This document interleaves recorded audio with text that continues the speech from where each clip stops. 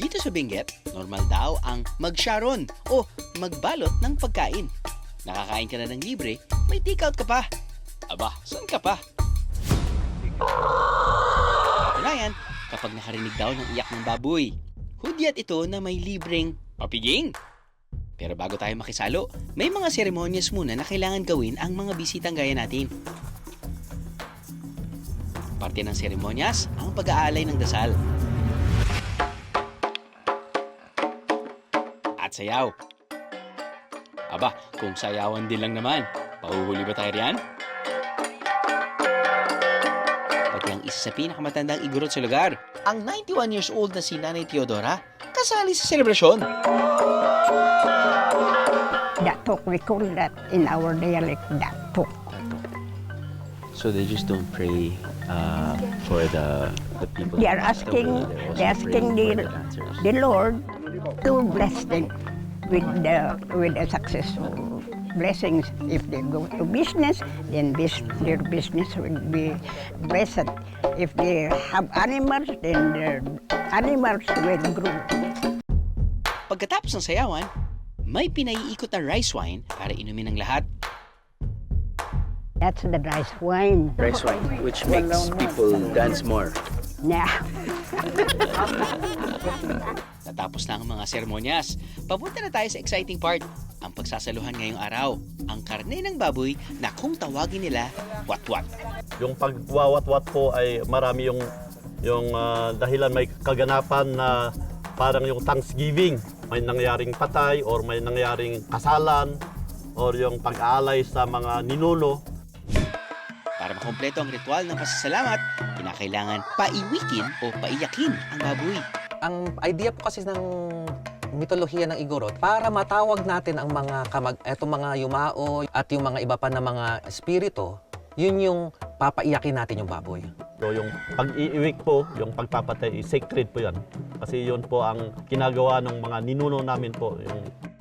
Pero hindi basta-bastang baboy ang ginagamit dito. Dapat daw yung native. Itim po na baboy ang ginagamit sapagkat nung unang kapanahunan, ang alaga po ng mga ninuno natin ay mga itim na baboy. Kaya sa ngayon, tinutuloy pa rin natin pag-aalaga ng mga itim na baboy at yun po yung mga ginagamit para sa mga seremonyas natin. Matapos paiyakin at katayin ng baboy, tinitingnan ng mambunong o ang namumuno sa ritual ang atay ng baboy. Dapat kasi maganda ang atay ng baboy para ituloy ang pagluluto nito. At dahil pasado sa quality check, tuloy ang salo-salo. Ikaw ang mamili, tikman mo. Okay po. Ano po yung Yung gusto mong tikman dyan. ano po yung sinasuggest niyo? Kung gusto mong ganun ka, o sige, tapos ko. Sige.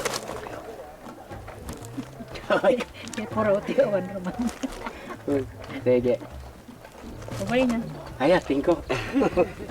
Ikaw na ngayon ang taga-wat-wat.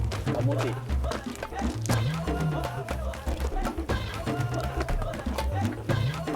Ang watwat, hilaw man o luto, ipinamamahagi sa mga kapitbahay at sa lahat ng dumalo sa selebrasyon. Ang kultura ng Igorot ay tungkol sa pagsasalo-salo, pagtutulungan. Noong unang panahon kasi, mahirap ang karne. Mga ngaso ka, minsan lang sa isang taon, makakahuli ka ng mga baboy ramo. Kaya kapag nagkakaroon sila ng mga seremonyas, hinahati-hati ang mga baboy para lahat nakakatikim. At kung hindi naman nakarating sa handaan, no problem.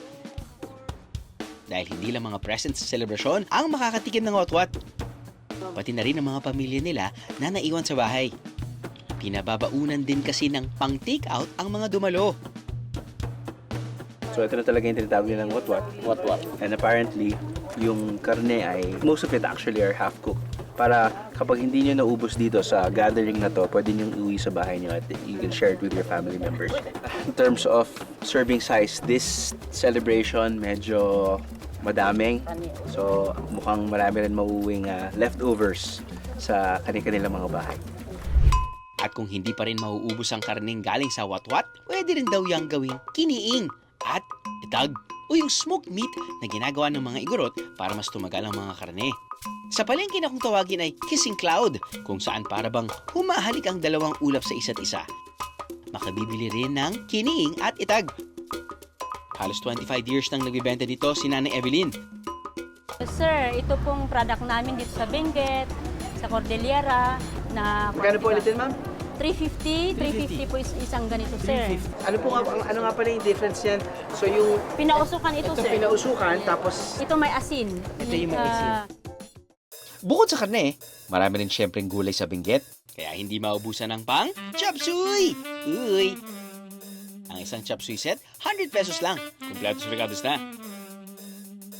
baka itong style na to very curious ako kung paano nyo ginagawa. Pwede mo ba ako turuan? Pwede ka namin turuan, sir, sa loob.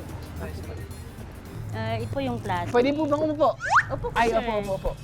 Tapos, hawakan po nyo to. Meron din po ba kayong upo? Ano po? Ay, ito na lang, sir.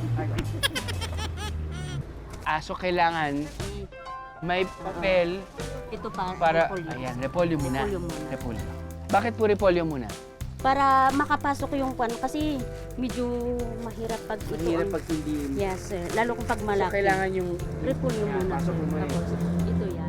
Tapos dito sa katabi po. Yan. Easily wrap din. Kasi subukan mong maglagay ng walang kwan Wala, mahirap. magkikiskisan mo sila, no? Pag subukan mo mahirap. Medyo kwan. Oo, medyo kailangan ng ano. Itay mo dito, sir. Medyo nga. Kaya Tayo kailangan naglalagay na kayo Lagyan mo ng papel. ng... Ayan. Sige, pag ganito kasi, sir. Ayan, pag ganyan. Ganyan.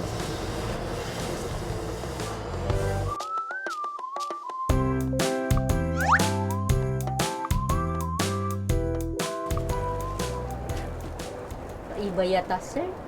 Oh, Parang iba yata. parang iba. Tignan mo, hindi mo siya matigas. Parang nagbaganon siya. Dapat kailangan matigas mo siya. Matigas siya. May stiff neck. Yes. Dapat nakatayo ng maayos. Na parang practice lang naman yan, sir. Parang Hindi perfect. Mukhang hindi ako papasang assistant ni Nanay Evelyn sa una kong gawa. Isa pa nga. Yan. Perfect na, sir. Hindi niya siya matutumba. No, ayan. Di ba, sir? Ebe, Yun na. ayos na. Ayos na, sir. Perfect ang ginawa mo, sir. Thank you.